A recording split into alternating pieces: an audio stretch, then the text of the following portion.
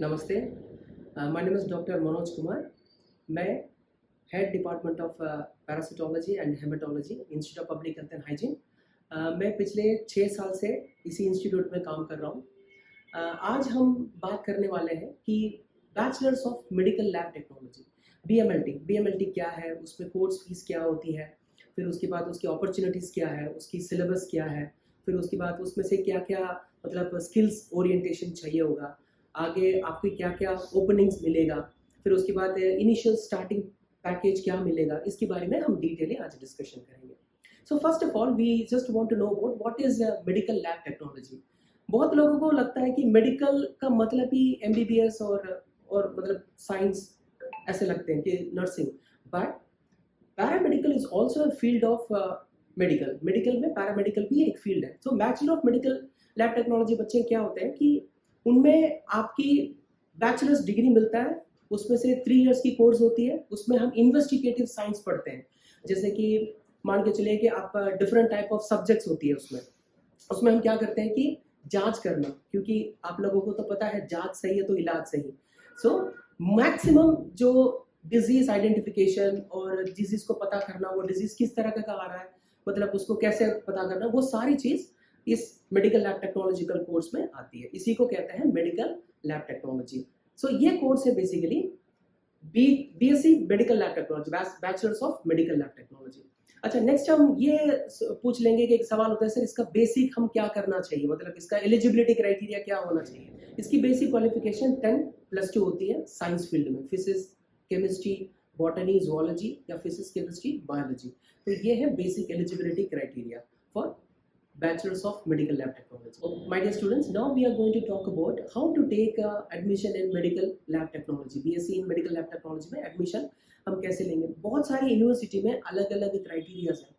Certain universities में entrance examination होता है, certain universities based on 12th उनकी नंबर्स देकर लेते हैं, मोर देन 50% एलिजिबिलिटी चाहिए, तो किसी किसी में डायरेक्टली एडमिशन हो जाता है। तो इसकी एलिजिबिलिटी की बात करें तो बेसिक आपका 10th-12th साइंस बैकग्राउंड कंपलसरी होना चाहिए। ओके स्टूडेंट्स, अभी bachelors of medical laboratory technology की सिलेबस के बारे में हम डिस्कस करते हैं। तो सिलेबस के बारे में बहुत सारे सवाल हैं, मैं एक एक करके बता दूंगा। तो सिलेबस में क्या है कि आपकी माइक्रोबायोलॉजी, जैसे कि जीवाणु कीटाणु, उसके बारे में पढ़ाई होती है। हेमेटोलॉजी, जो हेमेटोलॉजी में खून रक्त संबंध, यानी कि आपकी रक्त के सामने क्या बीमारी है वो पता करना है, उसको जांच करवाना है, वो सब चीज़ होती है। Like histopathology, the study of cells, cell के बारे में, कैंसर रिसर्च, कैंसर कैसे होती है क्या नहीं होती है उसके बारे में पढ़ाई करते हैं। Like blood transfusion and blood transfusion technology, उसमें हम खून कैसे चेंज करते हैं, उसकी टाइप्स क्या है, फिर उसकी कैसे डोनर मैच करते हैं, फिर उसके बाद कैसे ब्लड चढ़ाया जाता है, तो उसके बारे में पढ़ाई होती है। तो इस तरह का बहुत सारी जो सब्जेक्ट्स डिटेल में होती है, उसमें मेजॉरिटीली माइक्रोबायोलॉजी, हिस्टोटेक्नोलॉजी और हिस्टोपैथोलॉजी, फिर उसके बाद हेमेटोलॉजी और ट्रांसफ्यूशन मेडिसिन, ये सारी चीज़ सिलेबस में। चलिए बच्चे, bachelors of medical laboratory technology course तो एडमिशन ले लिया, तो आगे इसका क्या प्रोस्पेक्टस रहेगा। And once we have complete the syllabus, once we have complete the medical lab technology course, then आगे क्या है। तो आगे आपकी बहुत सारा वाइड अपॉर्चुनिटी आपके पास है।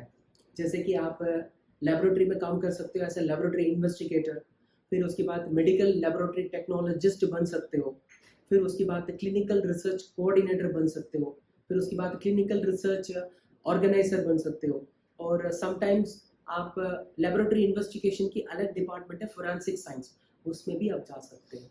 तो इसमें से आपकी बहुत सारी वाइड ओपनिंग्स और वैरायटीज मिलती है after completion the course of bachelors of medical laboratory technology. Bachelors of medical laboratory technology course आप कंप्लीट करने के बाद क्या आपकी कोर्स रहेगा, मतलब आगे आपकी फ्यूचर और कैरियर क्या रहेगा, एकेडमिक्स की बात आपको क्या रहेगा। अगर इनकेस आप ऐसे सवाल हो तो उसका जवाब ये है कि आप इसकी बात एज ए लैब टेक्नीशियन बन सकते हो, इसके बाद आप क्लिनिकल रिसर्च कोऑर्डिनेटर बन सकते हो, आप अपना खुद का लैबोरेटरी भी खोल सकते हो, फिर उसके बाद आप मेडिकल लैबोरेटरी साइंस की अलग डिपार्टमेंट है फोरेंसिक साइंस, उसमें भी आप जा सकते हो। तो ये सारे medical laboratory technology course complete करने के बाद आप जा सकते हो।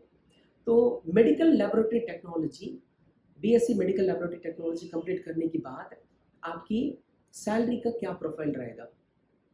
सो अप्रॉक्सीमेटली बीएमएलटी कोर्स कंप्लीट करने के बाद आपका मिनिमम सैलरी बेसिक पे 21,000 से 50,000 के बीच में रहेगा। एंड मोस्ट प्रॉब्ली इसका एक्सटर्नल फैक्टर्स भी डिपेंड करता है कि कहाँ आपका नौकरी है, प्राइवेट और गवर्नमेंट, और उसके बाद आप टीचिंग सेक्टर में जा रहे हो या रिसर्च सेक्टर में जा रहे हो, तो उसकी बेसिस पे, क्योंकि वाइड अपॉर्चुनिटी है, उसमें अलग अलग सेक्टर्स है, जोनर्स है, उस जोनर में जाने के बाद आपको अलग अलग salary package. Basically medical laboratory technology course complete करने के बाद 21,000 से लेकर के 50,000 के बीच में आपकी सैलरी प्रोफाइल रह सकता है।